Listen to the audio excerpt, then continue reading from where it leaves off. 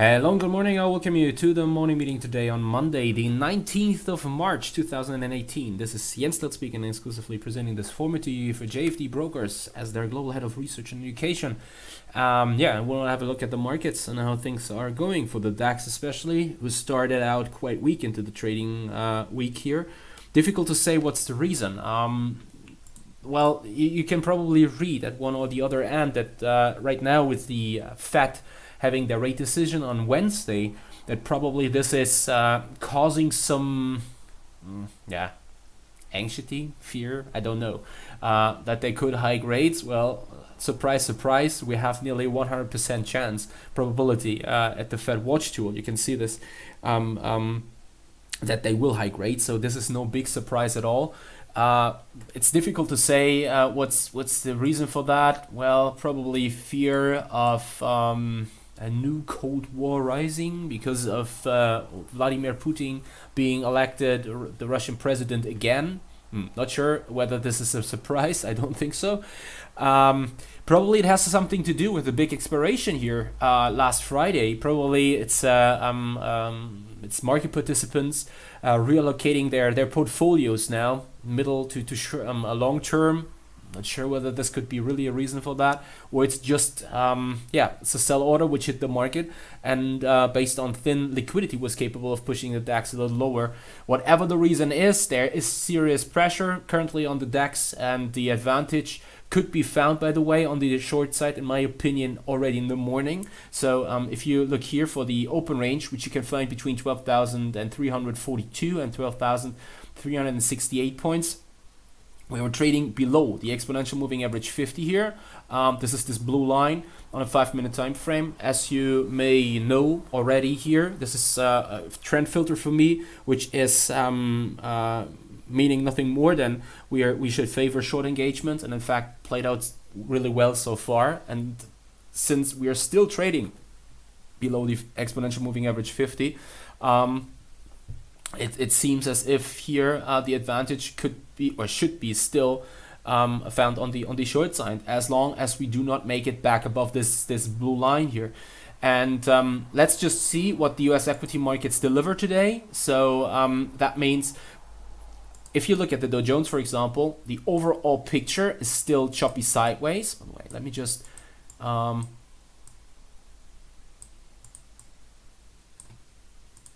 make this a little nicer here. So short term, I think it could be really interesting to see the the Dow Jones here, if it attacks this region here around 24,700 points. Very short term, that could be really interesting, since if we push below that level, there's a good chance that probably there's further room on the downside, which is bringing us another 300-400 points probably on the downside. And if such pressure builds, then this could also and most likely weigh on the DAX then and push the DAX a little lower than that. But nevertheless, we definitely depend now on the US equity markets. So again, the DAX has seen already some weakness in the morning. If it continues, it needs the support from the bears from the Wall Street here. And here I think short term it's 24,700 points, below which we have to push to bring up further momentum. The question now is, will there be so much momentum on the downside, so much action volatility before the Fed on Wednesday? Usually, and based on the experience in the past, I'd say chances are not that high, even though, and here's the chart from from the CME on the Fed Watch tool, so-called, you can see that we have nearly a 95% chance of a rate hike. So all in all, I mean, it seems to be a done deal already, and I don't think that there's so much potential for for rhetoric surprises, let's say, at the first rate decision here with Jay Powell, the new Fed chair, and so chairman. I'm sorry, and so the thing is that based on that, I'm not sure whether the rate decision itself plays such a huge role, or if it's not more likely that it's still those speculations around trade war. And tariffs here from the US, which could cause volatility, and we should focus on. Based on that, I think it's also very interesting to note that we have a G20 meeting in Buenos Aires right now. So with central bankers and also the finance ministers from those G20 countries. And with this in mind, there could be, if you remember back in Davos, the comments from Steven Mnuchin, the U.S.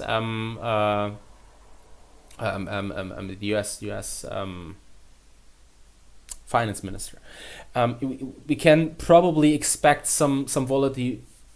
Probably some volatility being caused by some comments from his end, which could trigger further volatility, even though the last reaction in Davos after he made his comment on the US dollar, which pushed the dollar lower and which resulted in an immediate reaction from the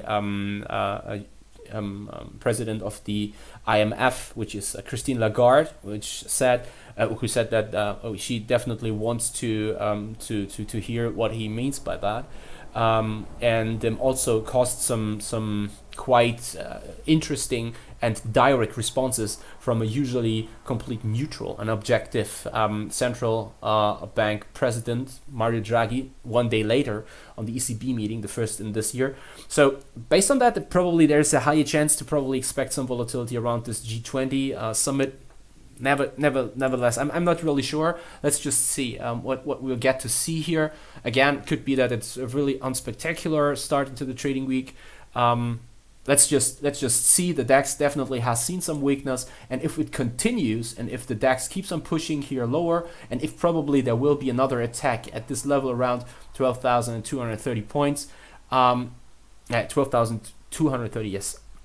Well, with a push below 12,180, 12,200 for the next days, that could cause some further action here, since as you can see, once we attack and push below this level, there's further room down to at least 12,120 around. This is the low of last week, and if we push below that, there's another room which could bring us as low as 12,000 points. But this definitely needs some risk aversion. This needs some momentum building, and so far, I have to be honest here.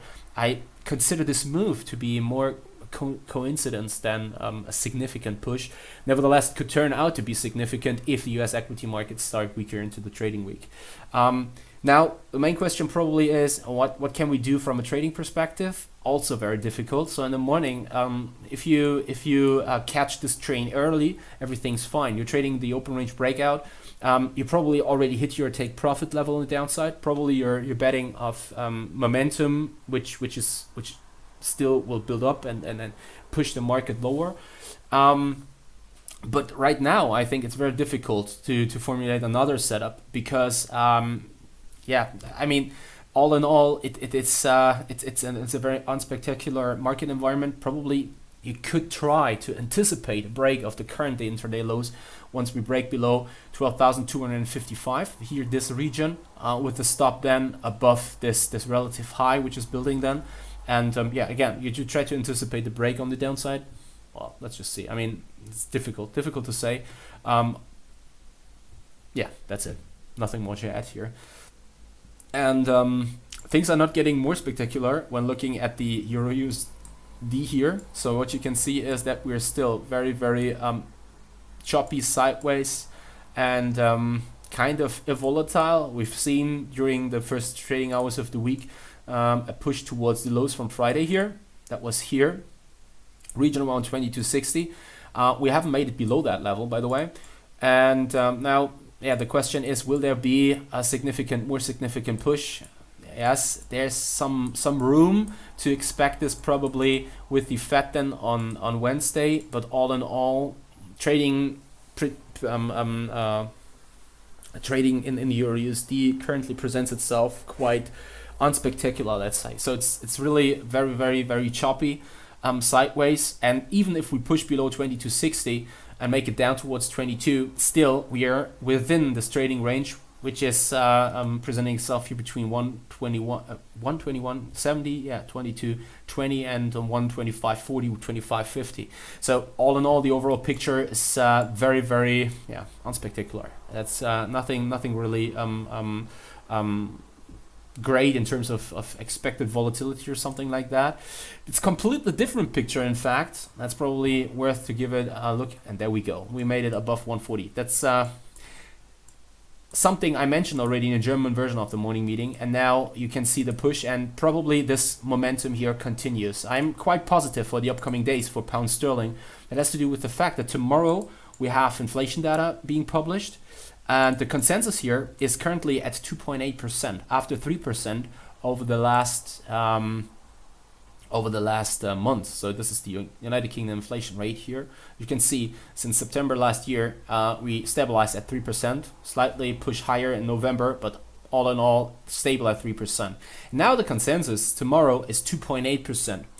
Main reason for that is most likely that here currently the market is seeing the reason for this stabilization around 3% over the last month at the still quite low exchange rate from pound sterling on a broad scale. Now the thing is that currently the pound sterling can stabilize, for example, against the US dollar here, it presents itself very stable, significantly above 35, and already for quite a while. So look here, when those numbers came out in September, from September onwards, yes, there was a tendency on the upside, even though from September onwards we traded around 130, and the break to higher highs occurred in January. So all in all, what we can say is that probably those higher than expected inflation data, respectively the stable numbers around 3%, which came in, probably find the main reason in the pound sterling trading significantly below 135 against the US dollar, for example. So now the market is expecting the inflation rate to drop, mainly due to the fact that pound sterling keeps on accelerating here its move on the upside. And there's the interesting thing, and my thoughts are, let's assume that tomorrow here numbers come in above expectation, probably stabilizing at 3%. With the BOE coming out with their statement on Thursday, and also there's an employment situation on Wednesday and data around this coming in. The interesting thing is that I'd say that this could result in further speculation around the Bank of England probably hiking rates within the next 3 months here till June. So currently, as you can see when looking at the swap markets, for example, you can see that the Bank of England is to be considered one of the most restrictive central banks here worldwide after the Fed in terms of hiking rates, and not just catching up to the Bank of Canada, but overtaking the Bank of Canada here also in terms of probability of a rate hike. And the interesting thing about this is that if this data tomorrow comes in around 3% again, so above expectation, and the employment situation presents itself stable, plus the Bank of England probably gives speculation some further fuel here that the Bank of England will most likely hike rates within the next 3 months by 25 basis points. The momentum which we are currently taking on with the push back above 140 here could continue, and probably pound sterling is about to make it significantly back above 141. So currently, if all these things line up, I think pound sterling has some good potential on the upside, and British pound USD, and probably even more interesting, the situation in Euro British pound, because here we are about to see another significant push down towards 87.50, 87. And you can see here already how significant this region is. So we have seen several attempts to break this region. We didn't succeed. But the thing is, if we now push below that level, there's further room down to 83. And this upcoming 3 days, tomorrow inflation rate, employment situation Wednesday, and BOE on Thursday, could trigger momentum in the pound sterling, which pushes euro pound below 87 then, and pushes us in the upcoming weeks then, upcoming months, let's see, down to 83. So definitely very, very interesting to watch. And in fact, that's it. So nothing more to add here, because a situation in dollar yen, for example, really unspectacular, very volatile. You can see here that the overall situation is not that, fascinating, let's say. So we're stabilizing around 106 currently. Very, very choppy and sideways action. So that's the same picture, only on the other hand, based on yield sensitiveness here in gold. So nothing big, nothing huge, no great moves, no momentum, nothing. Definitely not the most interesting start in the trading week. Nevertheless, that could dramatically change if gold, respectively dollar Japanese yen here, start to see bigger moves around the Fed rate decision on Wednesday, even though most of it is priced in. Probably there is some hint of a more restrictive or more dovish or a looser monetary policy from the Fed here, which could probably cause some bigger volatility in gold and dollar Japanese yen. Let's just see. And that's it from my end. So have a good start into the trading week. Happy trading. Watch your stops, and talk to you again tomorrow, 10:30 a.m. GMT. I definitely look forward to it. That's it. Yeah. Have a nice day. See you. Take care, and bye-bye.